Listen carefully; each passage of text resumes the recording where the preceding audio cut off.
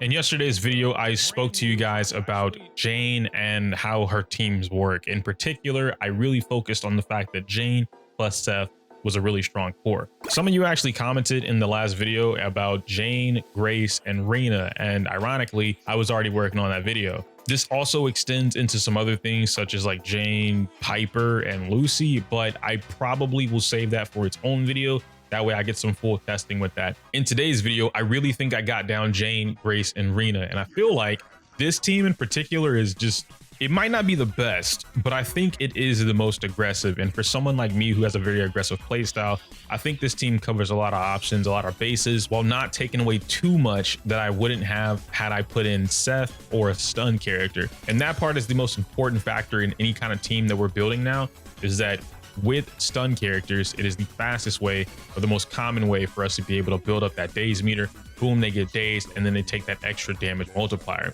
Right now, we have access to Disorder. Disorder got fixed in 1.1, so now Disorder actually applies daze to these enemies, and if you're able to trigger Disorder after Disorder after Disorder, well, you're going to see that daze meter build up super quick.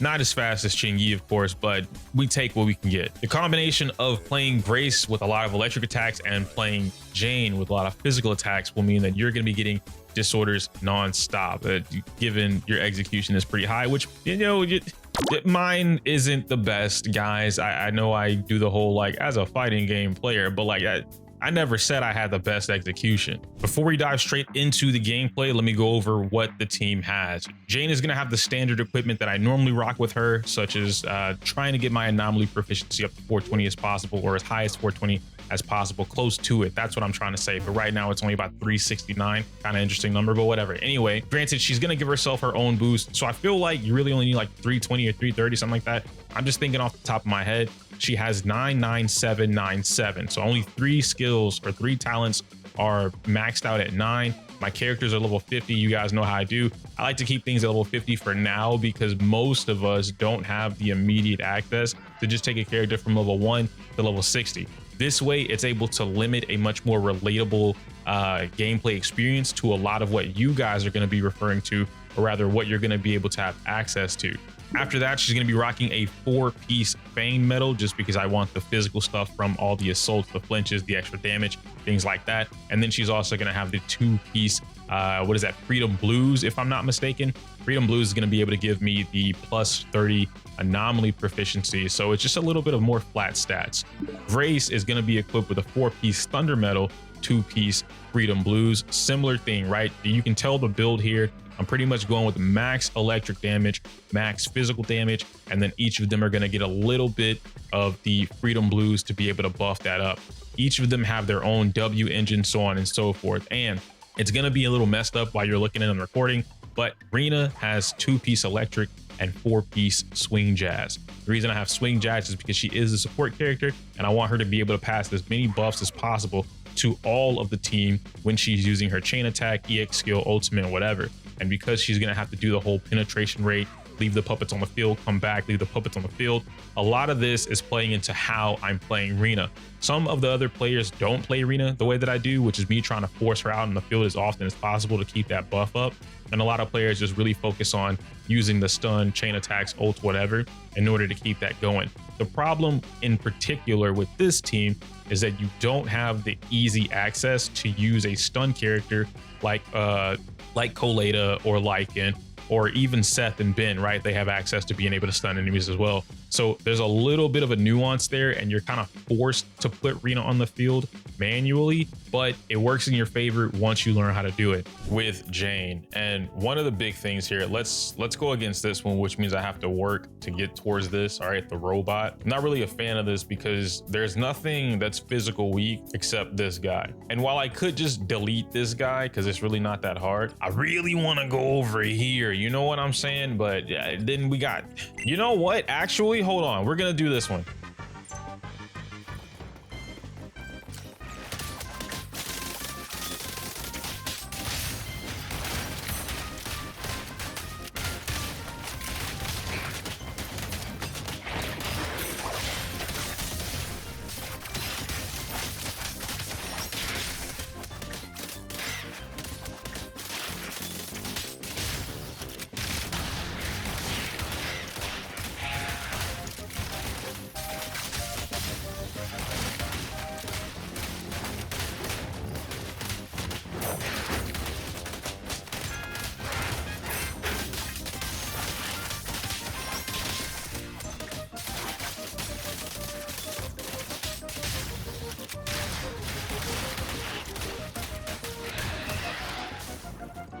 Easy.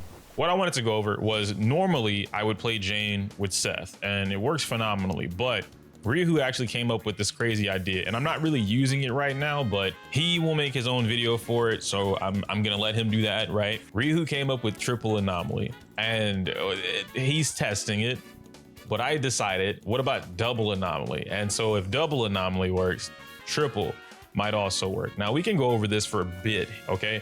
I'll probably reset this a couple times just so I can explain this, and then I'll do it again, maybe with a different team. But ideally what you're doing here is you're controlling all the characters almost at once. Look at that, delete it, just like that, right? And so all I'm doing, delete it once again. I'm controlling everything so that I can pretty much make it essentially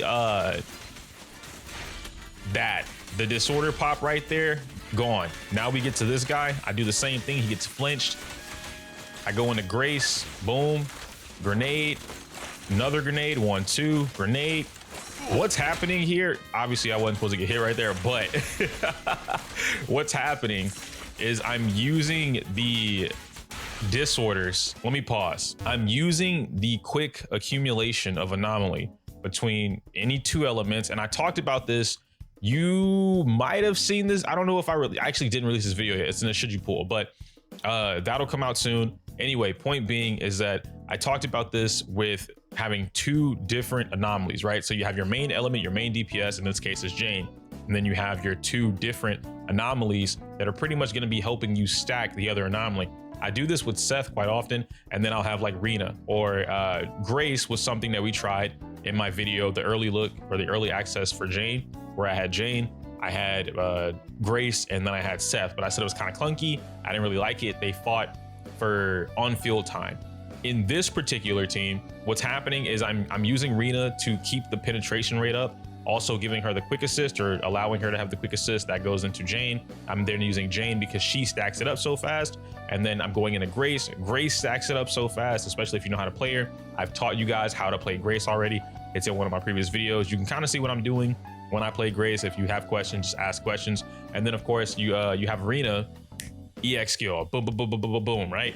Or her ults, the chain attack with the orb. Perfect. So I'll finish up this one here just to kind of show you guys, right? I still haven't even popped the ult. There we go, just like that. Minus the fact that I'm still getting hit. Grace, please, I need you, baby girl. Thank you, thank you. Yes, just like that. Go into this, into EX skill. There we go. Do the shock one more time. That he's shocked now, right? And so now all I'm gonna do, boom, delete it. That might have been the easiest delete I've ever had. All right, now on this one, I'm gonna try it a little different. This enemy, once again, is not weak to physical. We're going for the second side here. Let me clear through the first side and then we'll get to the second side. It's only gonna have a couple enemies and then, but it is higher level than what we just faced last time. So we'll go with that. What I'm doing here is, and I've taught you guys this, actually, wait, maybe I haven't. Basically, you should be seeing it here pretty soon, but I'll restart it. When I play the game, I'm pretty much trying to work around the repositioning of the enemies so that they all pretty much line up to do what I wanted to do. So with Rena on the team, if I can get them all kind of in a straight line, give or take, without them all doing this, you know, it'll be fine. But I let them spread out a little too much, which wasn't essentially supposed to happen. So now that they're all right here, I should be able to get this just like that. Boom. Assault it and delete it. Just like that. Disorder triggered and delete it. Nice. So big robot comes in. Typically what I like to do, 1, 2, 3 into that. Boom, just like that. She's gonna do this. I go here, do this. I missed out on my whatchamacallit. What do you call that thing? The nod state, or not nod, passion. Can she can't block? Yo, that's crazy that she has a bladed tail but cannot block.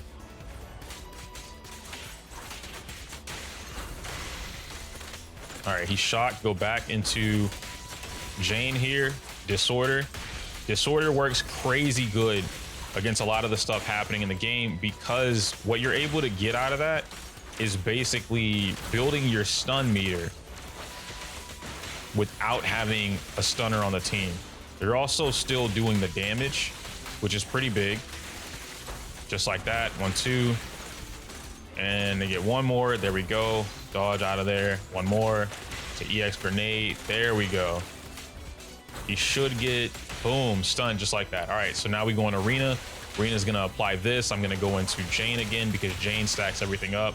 I don't want Grace here. I messed this up. I wasn't supposed to burn this because I already had one of my my spinning move here. I already had one. I just used it though. Not a good thing because I could have used 2 in this particular case, but it's okay. We'll make it work. Get her out of there. Go back into here. Start building up physical. Get another dodge. Start building up physical again. Almost in passion state. Grace is out of there. Just like that. EX skill so I don't get hit. Dodge. 1, 2. All right, so now he's shocked. We should be able to pop another disorder. Disorder. There we go. It's an EX skill. He's going to do this. Grace gets that. Get her out of there because he's still going to swing. Oof.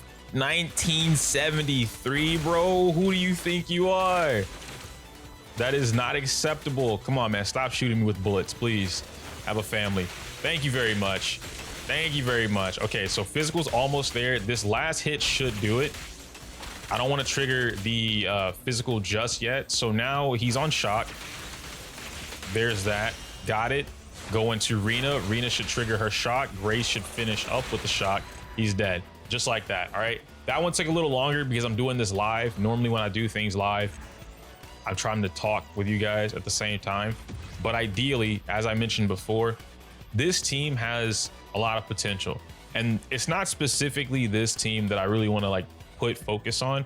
What I want to put focus on is the concept of your 2 anomaly characters with the 1 support. You're replacing your stun with an anomaly. And to be fair, Seth already isn't a stun character. He works that way. But Seth is one of those, I told you guys this as well in a previous video. Defense characters are kind of like a hybrid in the game right now. They're able to do a multitude of things similar to a jack of all trades, but I wouldn't go as far to call them a jack of all trades. Ben has some support with the crit rate buff that he gives you for having a shield, but the trade-off is his shield is really tiny. Then another trade-off for his shield being really tiny is the fact that he has a parry built into his own kit. It's a free parry with a skill. He also has a follow-up attack, the counter attack that happens with like 600 or 900% days on top of that. Really good stuff. In Seth's case, Seth still gives you a bigger shield. He has faster attack animations, a little bit more invulnerability, but he's not invulnerability, interrupt resistance, right? He has that, and he's able to give the team an anomaly proficiency buff instead of a crit rate buff.